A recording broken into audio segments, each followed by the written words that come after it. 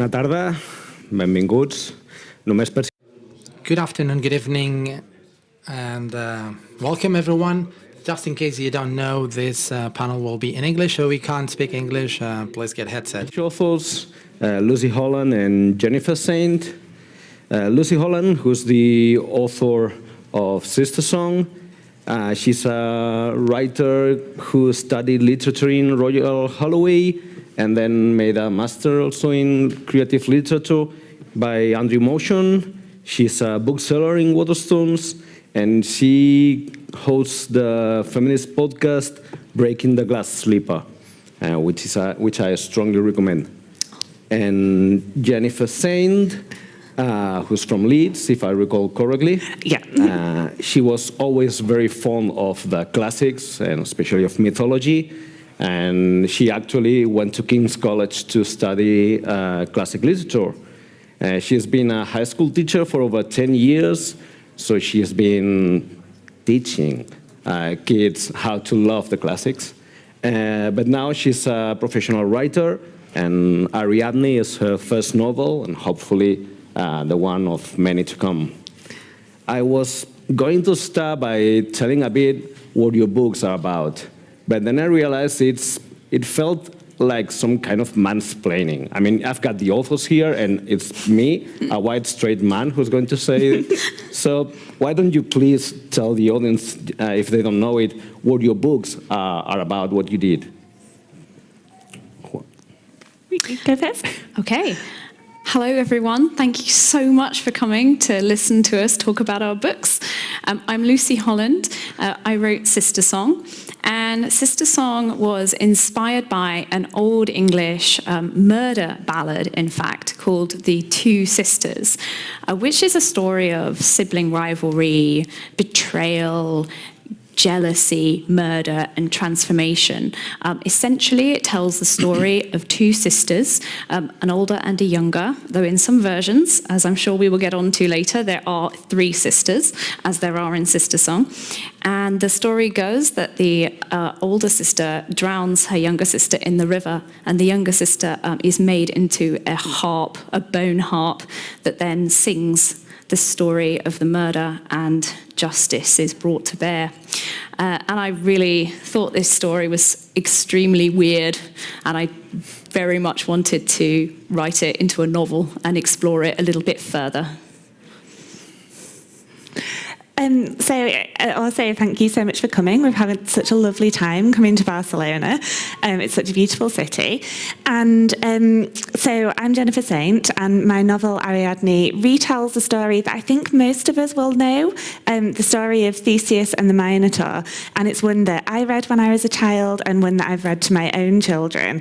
And I wanted to retell it from the perspective of Ariadne, the woman who actually does the work, the woman who saves the hero, and the woman who makes that legend happen, but has been denied a lot of the credit for it in most of the retellings. So I really wanted to flip the perspective and see the story through her eyes and explore what happened to her after the monster has been slain. What does she go on to do?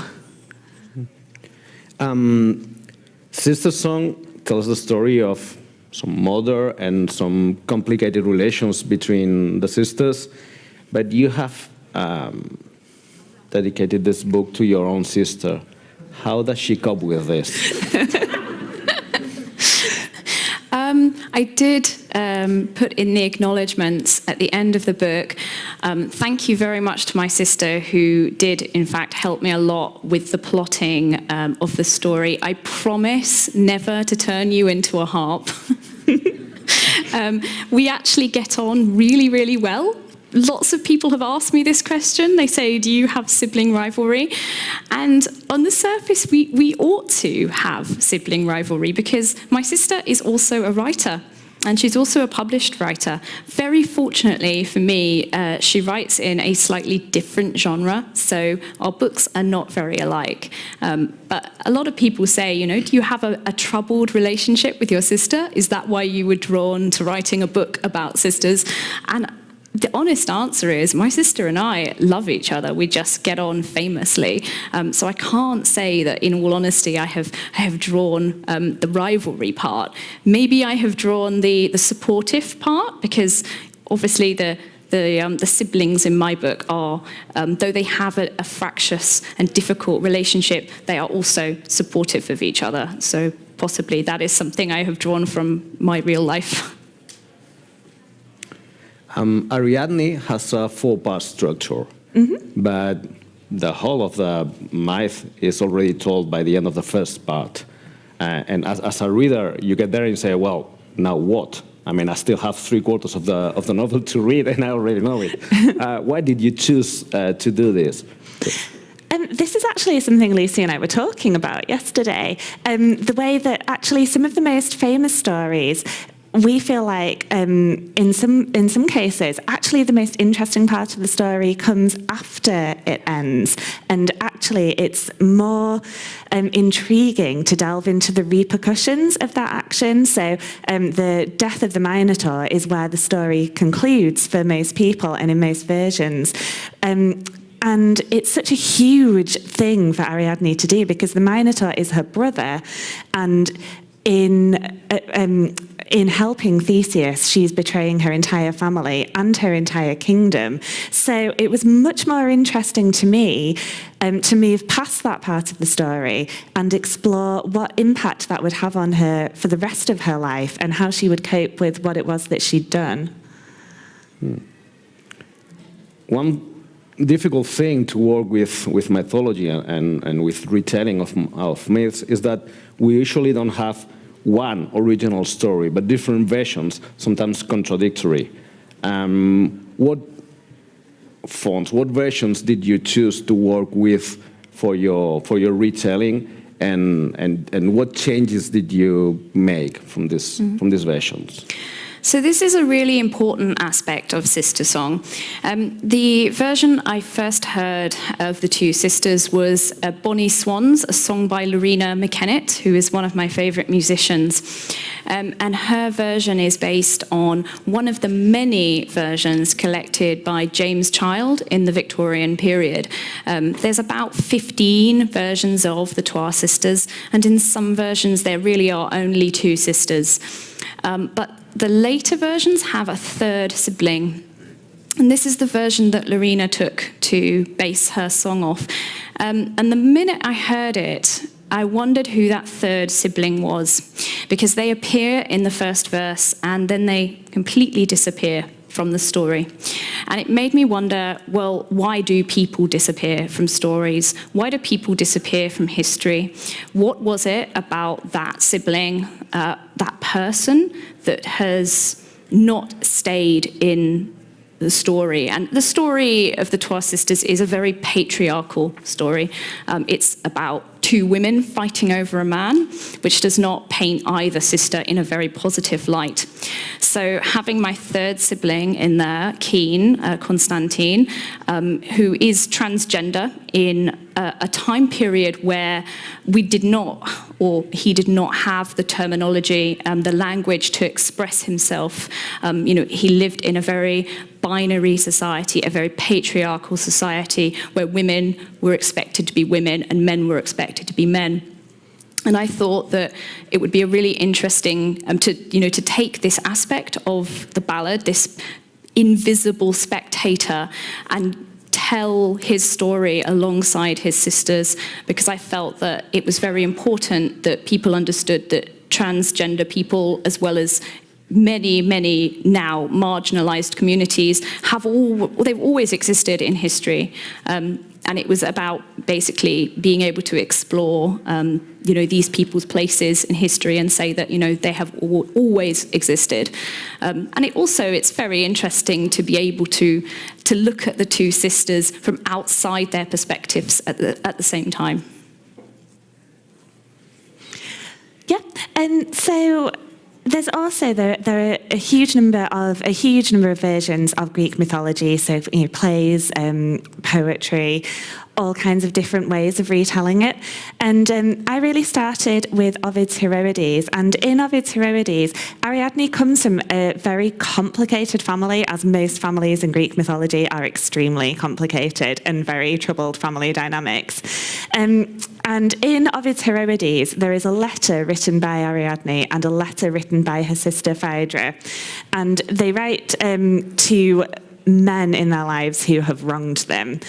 And the thing that really drew me to these two sisters, again, sisterhood is a really important part of the book for me. And it's because their stories are very famous, Ariadne's story and Phaedra's story, but I didn't come across any versions where they were presented as being together. And I felt that coming from the family that they did with the Minotaur would shape their lives and really shape who they were. And I really wanted to explore that sisterly bond and not just view these women through the lens of the men with which they were involved, but to actually view them as more fully rounded human beings with just a lot more to them than simply women who were the playthings of men or the victims of men, but actually look at how, no, they were also sisters. They had a whole relationship that existed independently. And so I really wanted to explore that about them and bring them together and then apart and see how their destinies were linked and then became so separate. Actually, family is very important in both your books. And the difficult relations with family and wanted to love somebody, but not being able to do it. For example, Ariadne wants to love her brother, but her brother is a monster, so she cannot. And the three sisters want to love each other and want to love their mother and their father, but they have to struggle with everything because it's really difficult. And I think one of the most interesting things in both your books is how you don't put just good and evil characters, but they're just, is trying to be a good guy or a good character, but just you don't have a clear notion of what it is to be good. And I think it's got to do with how you recreate a patriarchal society. So, because it's pretty obvious that you try to show the patriarchy. What decisions did you make to adapt this classical mythology into a contemporary patriarchic narrative? I don't know if I'm making myself clear. Do you want to take this one if it's more the classic mythology? Well, so kind of a major change that I wanted to make was to Phaedra's story, because she's most famous for making a malicious allegation against her stepson, and it brings about ruin. So I felt that the way that her story has been told is through quite a misogynistic lens. It is a trope of a wronged, spiteful woman taking this very vindictive revenge against a man who's rejected her. And that was definitely not a story that I wanted to tell. So kind of reinterpreting it for a contemporary modern audience, I didn't want to perpetuate a myth that women make up stories about sexual assault, because I didn't feel that that is a helpful narrative, and I didn't feel that it is representative of what actually happens, especially when you look at Greek mythology and the way that women are treated by the gods and treated by men in so many of the stories. It really rankled with me that one of the most famous stories is about a woman who makes it up and causes this devastation. So I wanted to change Phaedra's motivation and actually change what she does, because that was a story that I felt I couldn't in good conscience tell. So that was a really important change for me to make. Yes, similarly, I mentioned that the Two Sisters is a patriarchal ballad, and that it doesn't paint women in a very positive light.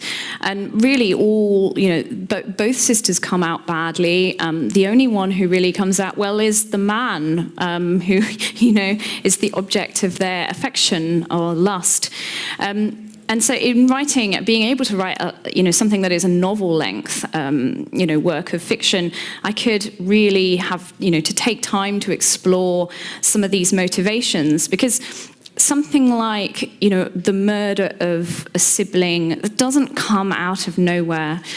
I didn't want to say, look, a man appears on the scene and now these sisters want to kill each other over this man. There must be something deeper at work. There must be something brewing beneath the surface, maybe something that dates back into early childhood. Maybe this is not something that has ever been expressed between these two sisters. I'm skirting spoilers here. I don't want to give it away. But it was important for me to not make the man the reason for their breakup. That he is a catalyst, certainly, but he is not the main reason why they fall out. They fall out for many reasons, and they essentially don't really understand each other, and they're both searching for their identity. One of those sisters finds her identity, and the other one doesn't. And I feel like therein lies one of the real reasons for their rivalry. You've made some obvious changes from mythology to your novels. I mean, for example, Ariadne is told from the point of view of Ariadne. That's pretty obvious. But some are not so obvious. For example, in Sister Song, the original murder ballads are from the 13th, 12th century, which is pretty late in time. But your novel is in a way older time, in just after Britannia, in the Saxon invasions. What made you change time so much in your novel? Well, when I first heard the ballad, so I came from writing secondary world epic fantasy. So this book is a departure stylistically for me. And initially I was just going to write another fantasy book and just pick a secondary world setting. And then I decided that I'd done that and I wanted to grow my talent as a writer and stretch myself and challenge myself. So I started searching for a historical period that I felt would suit this kind of story. And the great thing about 6th century Britain is that we don't really know anything about it. We have one major primary source, and that is the monk Gildas, who is a character, I'm sorry, Gildas, he's such a character in real life that he had to go in the book. But we have him, and he definitely had a religious agenda, so we have to take everything he said with a very large pinch of salt. But the great thing about this period as well is that it is replete with Arthurian myth, and Arthurian myth is so very powerful. It's the English actually adopted it. It wasn't originally an English thing. It was talking about Britons. The Arthur was this kind of folk hero king of the Britons who would drive the Saxons out. And in the end, the English, the Saxons, adopted him as their own folk hero. So you can see how powerful it was. And I had to be a bit careful because I didn't want to fall. If you open the door to Arthurian tropes, they can overwhelm a story. But I do have, Merdin the Bard, who is a kind of version of Merlin. I do have Constantine. Constantine appears in the Arthurian legends. And of course, there's a character called Gwen, who is a very not very hidden version of Guinevere. So I did want to kind of play with that because this period in time is almost, legend and history have almost merged, where you just can't quite separate them out. And I thought that was the perfect setting for a story like The Two Sisters, which has elements of magic. We have a transformation from human into musical instrument that is so weird. I thought it really needed a period where the boundaries between what is real and what is not were very blurred. It's funny, you have mentioned magic quite a few times now, and magic and religion is a very strong thing in both your novels. I mean, because it's present, there is magic, there are gods, it's over there, it makes things, but it's not everywhere. It's like it's disappearing, like the gods only appear every now and then. And this is quite a weird decision, because normally retelling of mythology either picks completely out religion and magic and stuff, like the film Troy, which suddenly it's the Iliad, but there are no gods, or just puts magic everywhere. Why did you both choose to put just a bit of magic, so to speak? So I would never want to cut magic out of Greek mythology, because that's one of the things that really drew me into Greek mythology. That's one of the things that I love about it, that it is magical and fantastical. And I really love what you just said about that point where legend and history meet, because that's so true of Bronze Age Greece, that what we have that survives of it is these fragments, these kind of tiny little sort of ruined bits of pottery and jewellery, and just these little pieces. And I really wanted to kind of fill those gaps in, and that's where magic really comes in. But at the same time, if everything is magical, if the gods are present in every single part of these people's lives, then your characters have no agency of their own and no chance to develop and grow as believable, convincing human people. And as I was writing, Ariadne and Phaedra, they became living people to me, and it didn't seem convincing, and it didn't seem true to them to put everything in the hands of the gods rather than allowing them to make decisions themselves that actually shape the course of their own lives. And for me, the inclusion of magic, so the first draft of Sister Song really didn't have any magic at all in it. And then I rewrote it and kind of upped the magical element, mainly because another part of the story is this tension between incoming Christianity and established pagan tradition.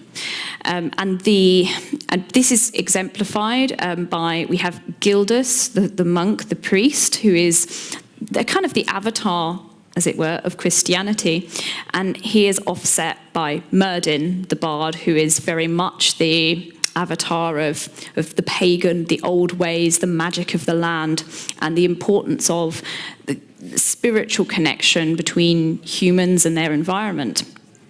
And this is why I needed to bring up the magic element. So Sister Song is also a meditation on this very interesting historical period where these two forces met, and Christianity obviously became the dominant religion in the British Isles, but it wasn't an easy process. It took hundreds of years, and also all of the Christian festivals are hugely based and influenced on the established pagan festivals that have always existed. So you got a really interesting time where, you know, Christianity and paganism were clashing, and they were actually fighting for control of the nation's collective soul. And that aspect I really wanted to include in Sister Song, because it is such an important part of that historical period. So the magic was just as important as the religion. In both novels, there is a distinction between religion as an institution, maybe, and the gods itself, and magic and the preternatural. I mean, in Sister Song, for example, you say quite a few times, especially Maury says that magic does not come from the gods; it comes from the earth, from the land.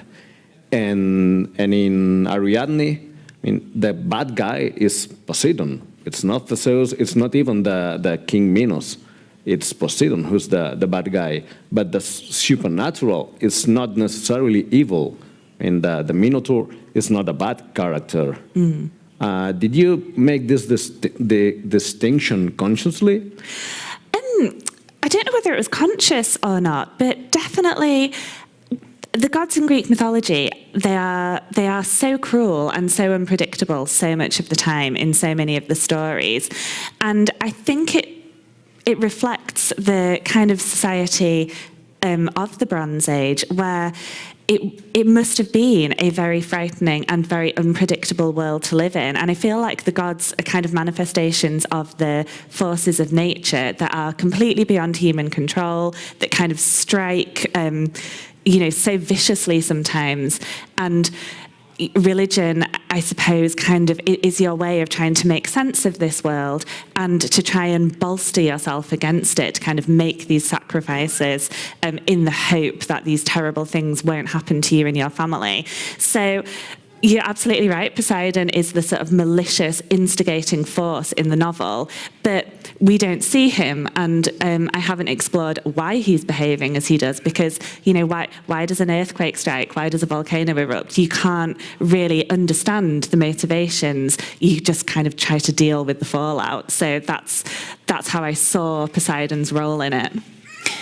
I really like how you said about, the gods being symbolic forces of nature, because it's humans trying to understand their environment. They're trying to put faces to forces that are not understandable and are certainly far beyond their control. And many of the gods that that I refer to in Sister Song, I mean, Maury calls them, they're really names for the land. They are the the land has many faces. Sometimes the land is bounteous and it gives a healthy harvest and people prosper.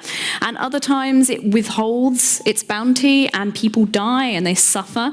And these rituals that were, the gods kind of grew from that. It's like, I suppose it's a way to understand something that is inherently not understandable. But I never wanted the gods to be kind of actual forces of their own. I very much wanted to see it in a very humanistic way, to talk about the land, using religion and using gods as a metaphor for environmental forces. There are a few characters in both your novels who use the religion and beliefs for their own political agenda. I mean, Gildas is quite clear, which is basically what happened in reality. I mean, he was not a very nice person. But also King Minos is using this, which should be the Minotaur, which should be a disgrace for his family, becomes a strength for his own political agenda. And even though your novels seem to be talking about something, it feels like actually you are talking about obedience and guilt and punishment. And is it me, or is it really like that? Yeah, do you want to take that first? No, not just you. I mean, Gildas is an interesting character, and to be honest, I just said before that if you read the tract that he wrote, that is our main primary source for the period, it's full of vitriol, and half of it is a history of Britain, and the other half is an attack, a personal attack on 5 British, some of them were pagan kings, and he decided that he did not like the way that they lived their lives. So, looking at that, it is massively political, it is massively religious. And that was an important element in Sister Song, because it was part of grounding it. It was part of kind of making it, bringing the historical period to life. But I mean, it's hard to say, isn't it? Because I don't want to say that Gildas is evil. I don't write evil characters. He is not an evil priest trope or anything. He doesn't come across particularly well in this book. That's simply because he believed very strongly in Christianity, and he believed that he was doing good. He thought that the unenlightened would go to hell. And if you look at it from that point of view, then he thought, that he was doing a great thing. He was helping people not to go to hell. Unfortunately, he is guilty of intolerance, which many people today sadly still are, for many reasons. So that that was one of the elements I kind of wanted to put through, that actually it's not Christianity that is the evil here, it's intolerance of other people's freedoms and rights. I think Minos, there's definitely some similarities there with the way that King Minos behaves. He really developed from when I started doing my research. What I knew already about Minos, the king of Crete, father of Ariadne, was that after death, he became one of the judges in the underworld. So he was kind of used as an example of somebody. I mean, I start the novel talking about righteous men, and that's exactly what Minos is a symbol of, that he is a man who can sit in judgment over the souls of the dead and decide what should happen to them.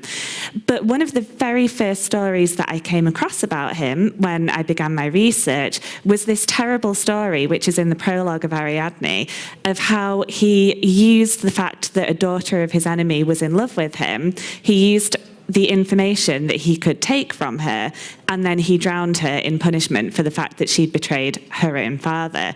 So I found it very hard to reconcile the fact this is a righteous man who sits in judgment over other people with the other stories that exist about his behaviour in his own life. And so I think for me, he was a symbol of the oppressors writing the history. And I think when it comes to the legend of Theseus and the Minotaur and Ariadne, you've got these conflicting versions, because in Athens, Theseus was a great hero and a founder of Athens, and kind of very early sort of prototype founder of Athenian democracy. So the stories that they tell about him in Athens were much more positive, whereas on the Cretan side, they were looking at this story from the opposite angle, where Athens is the enemy, Theseus is the enemy, and Minos is in the right. So I was interested in the way, I suppose, that who's telling the story really changes who that person is, and trying to bring both those aspects of Minos together. So he's clever, he uses the Minotaur to his own advantage. Like you said, it could have brought him down, but instead he turns it into a weapon. So he's obviously very smart and very strong as a leader, but there is such a human cost to his behavior as well. Actually, he's not the only guy in your novel who pays an emotional price. Theseus is also a character like this, because he's not the archetypical hero of Greek mythology. He's actually, most of his deeds are killing people. I mean, he's basically a murderer. But instead of being like in the traditional versions where he's a bad guy, and he's the hero, but he's an asshole, pretty much. Yeah. In your version, he's a complex character, which is also something you do with your version of Merlin, with Maury Mirren. To what extent did you decide to change these characters, knowing that it may bring to losing the tragical essence of mythology?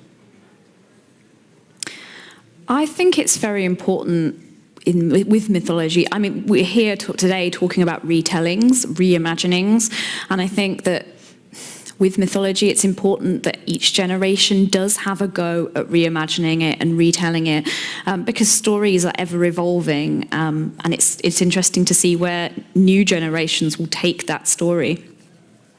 I think with Murden, we were talking about this before. I read, if anyone's ever read Philip Reeve, he wrote Here Lies Arthur, and my version of Murden was quite inspired by Philip Reeve's take on Murden, who was kind of this almost like a spin doctor for Arthur. He created the myth of Arthur through. He was a charlatan, like he used magic tricks, he used like a weapon of whispers. He would, and you could call this magic, or you could call it manipulation. I really liked this portrayal of, like, I suppose it is a kind of magic, to be able to make a king from out of a war chief, out of a roving band of mercenaries, and to make one of those the kind of drawing the sword from the stone, making him the prophesied king of the Britons. This is an incredible achievement. And that all kind of weaves in with Merlin being a bard and a storyteller. So instead of going down the kind of the heavy magician route, I was much more interested in the role of stories and the power of storytelling, and how stories are, how they're immortal and how they actually linger on, many, many years after, their original protagonists were gone. But it's also how, stories can lie, stories can erase, and which stories are the ones that remain with us after hundreds of years, and why. So I wanted to explore that as well. I'm so glad you brought that up about the immortality of stories, because that's where I was going with Theseus, with reinterpreting Theseus, because he absolutely is an asshole. That's a really fair way to describe Theseus. He does terrible things, and among Greek heroes, he's quite unique in that most of his victims are human. So a lot of Greek heroes slay monsters, but Theseus really takes a human toll in his quest for glory. So he definitely has this very, very dark side to him. But I did want to make him more complex and not just make him a straightforward villain, because I'm so interested in what drives a hero. And moving slightly away from Theseus, more broadly into Greek mythology, one of the really key moments in reading Greek mythology for me when I was at university came from comparing Achilles in the Iliad to Achilles in the Odyssey, so these two huge epic poems where the same character appears. In the Iliad, Achilles is completely willing to sacrifice his life in exchange for that immortality. He is going to live forever in people's stories, and that's worth it to him. But when you see him in the Odyssey, Odysseus descends to the underworld, and Achilles says, "I made a mistake. It was never worth it. I would rather be alive as the lowliest person in the world with no glory, no fame, if I could live."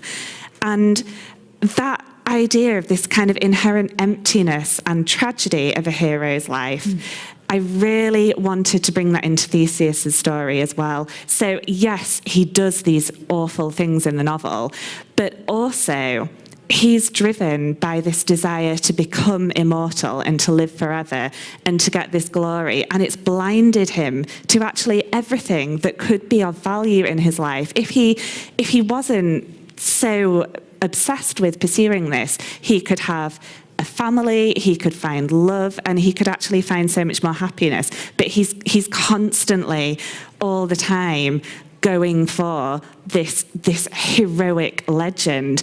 And actually, what is that worth? I think most of your characters are actually looking for a sense of who am I and what's the purpose of my life, which is quite fits this festival, considering its name. It's 42. Should we talk a bit about symbols? Mm-hmm. Most of fantasy tends to use water as a symbol. We talked before in the bar that it's whether a death symbol, like the sea, or a life symbol. But instead, you have both chosen to use the land or the ground as a symbol. Please tell them what a symbol of what and why land and not water or air or whatever. It's really funny you say that, because one of my editor's comments on all of my work is stop using water metaphors. I have a thing for water metaphors, apparently. I don't know, water is just, it makes a really good metaphor, flowing and changing. I suppose the land aspect, though, it is the land and the leader, the land and the human. I wanted to explore that connection. So Sister Song, it's also a book, maybe a little bit about climate change, about the environment, about the fact that we have lost our connection with something that gives us life, that's something so vital. You know, I was talking the other day about St. Coleridge's The Rime of the Ancient Mariner, when, you know, the albatross is hung around the mariner's neck, and it's something very similar. It's a similar theme where, you know, we, in our callous disregard for nature, you know, we harm it and we harm ourselves. So this story explores, you know, what happens when we break our bond with the land, when we betray the very thing that supports us, and what it takes to reforge that bond, and actually how it can be a life-affirming and identity-creating experience. So yeah, I suppose water comes into it. I suppose, I mean, it's very elemental. You know, I reference fire and air as well. The magic system is quite an elemental system, but it's the earth beneath us that, yeah, is the most important part of the magic system. And it absolutely wasn't a conscious decision for me to use the earth as a metaphor. It's something that really grew with the writing. And at first I thought it was because something I always find so fascinating is that the Greeks believed the underworld really was under the earth. And so, you know, that you could visit it, you could go there if you could find the way. And then in the story of Ariadne, the labyrinth is beneath the palace of Knossos. And I really loved the contrast between this shining palace full of riches, full of wealth, full of treasure, this kind of, you know, showing the power of Crete. Underneath it is the monstrosity. Underneath it is the horror. I really vividly could imagine the Minotaur bellowing and it shaking the foundations of the palace and reminding them all of the time, this is what our power is built on. It's built on our oppression of Athens and how we sacrifice their children. And it kind of plays into, I think, what we're doing in terms of, you said, every generation reinterpreting mythology. Storytelling is such a foundation of our existence. It's like the ground beneath us. And I think like what we're trying to do is to shake that ground a little bit, shake those foundations, and to look at things differently. So I think it kind of applies to the whole concept of what we're doing as well. Your novels, Sister Song and Ariadne, are not the only ones about mythology which have come lately. And there's been a lot of retelling and all those stories that are inspired by mythology, both Greek and Roman and British or Northern. Why do you think we are getting so much attention to mythology in this late 10 years or so?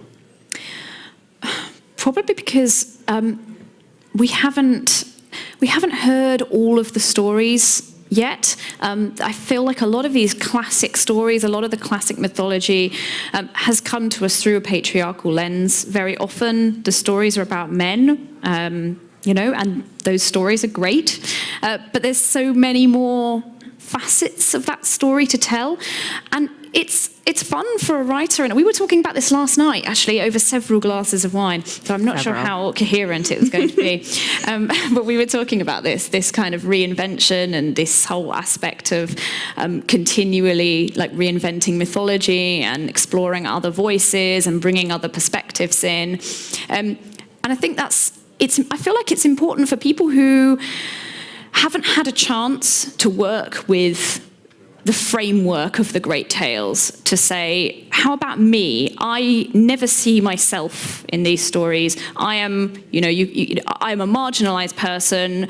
The dominant narrative has overlooked my story and my worth for thousands of years. And how about it's time we redress the balance? How about, you know, we look at the characters who are all in these stories? But as Jennifer was saying, Ariadne has never had a chance to tell her story. You know, she's almost like a side character in her own myth. You know, and how has that come about? So I'm not surprised that, you know, that the retellings are having such a surge of popularity, because there's an audience out there now who are longing to explore these old stories from new perspectives. Yeah, and I think classics in particular has got such an elitist image around it, and people, there is such a push at the moment, I think, to get it into more schools and to give people access to it, because these stories belong to all of us, and I think for a long time, perhaps people have thought they're the preserve of sort of wealthy people, white people, men, a lot of the time, and I just think that now a lot of people are thinking, no, these stories are for all of us, so let's all have a go at retelling them, let's all see what else we can bring out of them. Yeah. Some authors, like Umberto Eco, consider that superhero stories are contemporary mythology. Do you agree with this perspective? Oh my God, what a question. Superheroes. Yeah, superheroes being contemporary mythology. Yes, well, funnily enough, I used to explore this when I was a teacher with students, kind of tracing sort of heroes and mythology through different versions, and so. I mean, possibly, I think so. This kind of group of superhuman people with these incredible strengths and talents, you can definitely see some roots in mythology, do you think? Yeah, I mean, I can see why that statement is popular, because I suppose we do have a superhero culture. Actually, and there's an awful lot of films being made recently. I'm totally the wrong person to ask about this because I never see any of the Marvel films. It's really bad. See, I've got 2 little boys, so I have definitely seen all of the Marvel films. So I feel like I should have more to say about it. Contemporary mythology, but it's a really interesting question, isn't it? Because it's like, it reminds me of like what Tolkien was trying to do when he set out with Lord of the Rings. He was trying to create a mythology for England, and that is.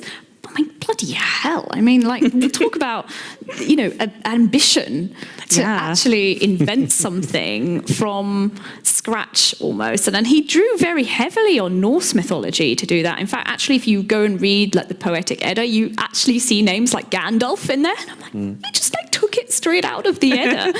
I'm fascinated by this idea of setting out to create a mythology. I mean, can you create a mythology? I'd argue in Tolkien's case, yes, because look at elves, dwarves, orcs. How many times have these fantasy races appeared in other works of fiction?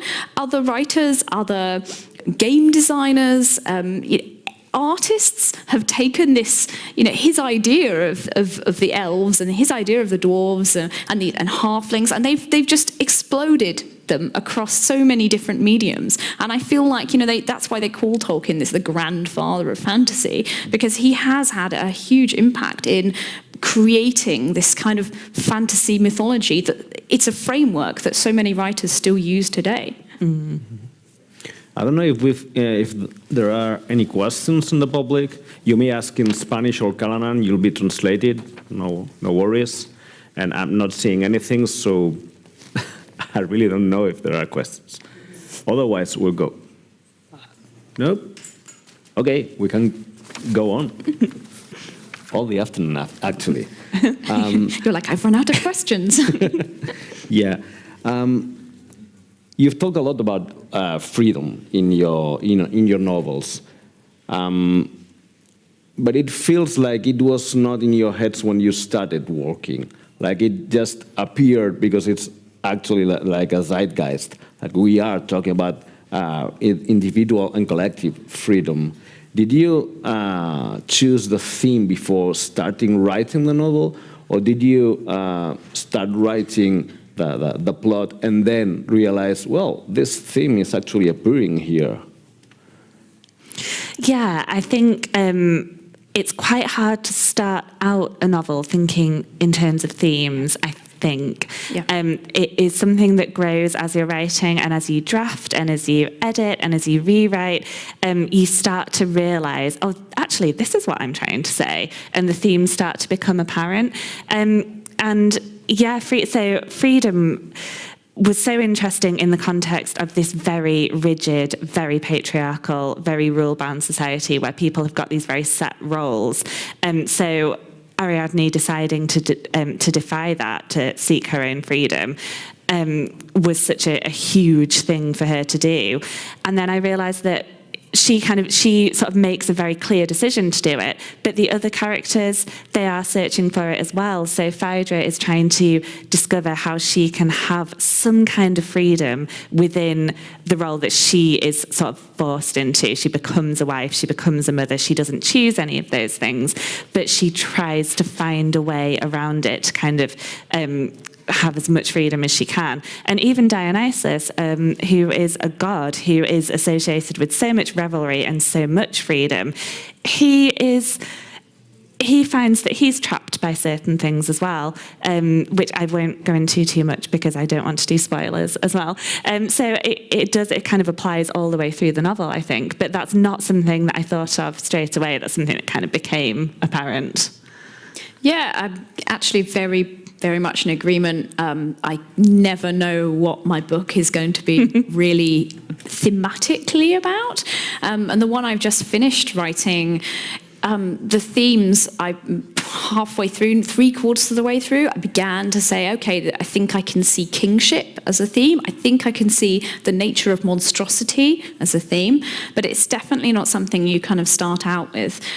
Just totally almost random aside, I just love that you mentioned finding freedom in a prescribed role of like wife and mother, because that's something I did in Sister Song as well. You know, people talk about kick-ass women a lot, and they say it's like women, you know, breaking out of these restrictive roles, patriarchal roles. But obviously many women are wives and mothers, and that's great, and it should be embraced, and women are free to make whatever decision they want about their lives. And so, you know, while in a way I was critiquing binary society, patriarchal society, I also wanted to give one of my characters the freedom to be a wife and mother and to choose to do that, because that it's about what you said, when you find freedom within the role that you've been. And actually, you know, okay, I have a character who rejects the role entirely, but then I also have one who embraces it. So people are complicated, and that's what I didn't want to write a book about women breaking free of their social obligations, because that isn't life. That's not real life either. Yeah, absolutely. Last opportunity. Then last question, which has flown from my head, sorry. There's usually people talk about compass and map writers, like writers who know everything that's going to happen before they start writing, and writers who know where they're going and 3 episodes, and they flow through the story. But as you are doing a retelling of a story that you already knew everything that's supposed to happen, do you consider you are writing as a map or as a compass writer, or neither? We were talking about this last night as well. We actually, turns out we're the opposite. Totally opposite. Totally opposite. So it's great, because so George R.R. Martin has a good metaphor for this. He talks about architects and gardeners. You know, an architect clearly has a blueprint of where, you know, they want to go with their story, and everything is planned out and constructed beforehand. And then there's the gardeners who plant an unrecognizable seed in the ground, and they just wait to see what happens to it when you water it. And I'm totally the latter. I'm a gardener. I just plant the seed and see what happens. But it's an interesting question, having this framework, this narrative to work to. I think it has its pros and its cons. With Sister Song, all of the main action of the ballad happens at the end, really. You can't open, I felt like you couldn't open a book with one sister pushing the other sister in a river. Like, you know, the motivation for that must be massively complex. So for me, I had to create an entire story before I even got to the murder part, because otherwise the murder part would be meaningless, and nobody would care if one sister went in the river, and they wouldn't care that the older sister had made that decision or not, as the case may be. So of course, though, the danger with that is, by the time you actually get to this point and you're like, oh, okay, I've got to now do this dreadful scene and I've got to do the transformation. You've spent so much time with these characters that they're so organic. They're my characters now. I love them. I have spent time with them and we've grown together. And you suddenly have to put them back into that framework, that original story. It was a bit of an eye-opener. It was a bit, I thought, this is not something I was anticipating having trouble with, but I did have trouble with it because I'd spent so long making them mine, and then suddenly I had to pull the original story back. So it's great to have something to hang the plot on, but it can also be a restrictive thing. Yeah, and so I have the opposite approach. I'm very much an architect, very much a planner. Like I have a map before I start writing. But then I don't mind being diverted and kind of, it takes you somewhere else, and I will go with it. But my structure was also the opposite, because actually I was starting with the myth and then going on to something else after. So there is a lot less, and I think this is the thing about writing mythology from the female perspective or from a secondary character's perspective. There is a lot less about those characters, so you have a lot more blanks to fill in. So that does give you a lot more freedom to kind of go your own way with it. So I did have the freedom to make choices about which versions I used and make choices about which things I just wanted to invent.